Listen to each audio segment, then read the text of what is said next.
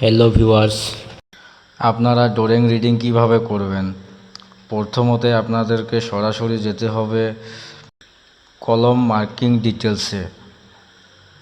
Marking ডিটেলসে গিয়ে আপনারা কোনটা কলম করবেন সেটা ধরতে হবে। আপনারা ধরেন C1 কলমটা করবেন, ঠিক আছে। এখানে লেখা আছে C1 মানে কলম নাম্বার 1। তো সেখানে এই C1 কলমটা করতে হলে, C1 কলমের ফুটিংটা করতে হলে আপনাদেরকে যেতে হবে কোথায়? সরাসরি আপনারা যাবেন ফুটিং মার্কিং ডিটেলসে গেলে আপনারা পাবেন C1 কলমের ডিটেলস অথবা ফুটিং সাইজ।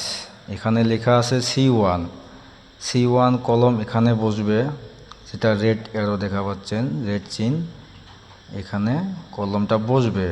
তবে কর্নার দিকে যে রাউন্ডগুলো দেখতেছেন সেগুলো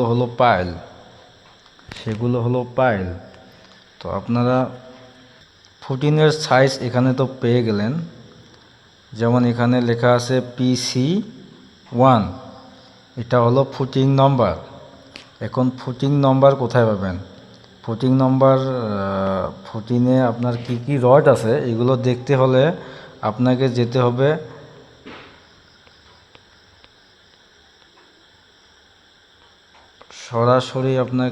হবে ফুটিং রিনফোর্সমেন্ট ডিটেলসে গিয়ে আপনাকে দেখতে হবে আমার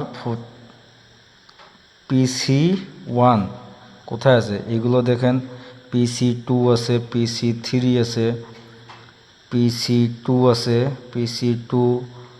আবার আমরা করব এখন এখানে লেখা আছে PC1, এই ফুটিনের কাজটা আমরা করব, তাই না? এই ফুটিনের কাজ করতে হলে এখন সাইজটা তো আমরা পেয়ে গেলাম 1.88 বাই 1.88 সাইজ। তবে এটা রডের ডিটেলসটা কোথায় আছে? রডের ডিটেলস এখানে আমরা পাবো section at pile cap PC1, এখানে লেখা আছে, আপনারা দেখতে পাচ্ছেন। এখানে বটমে দেওয়া আছে, এই যে 30 চিহ্ন যে দেখা আছে, 3টা দেওয়া আছে, এটা বটমের রড দেওয়া আছে কি 12 রড আপনারা 100 স্পেসিংয়ে বাঁধতে হবে। আর টপের ক্ষেত্রে দেওয়া আছে আপনার 10 রড 150 স্পেসিংয়ে বাঁধতে হবে, ঠিক আছে। তো আশা করি আপনারা বুঝতে পারলেন। ভিডিওটা ভালো লাগলে কমেন্ট করবেন, আরও বানাই দেব।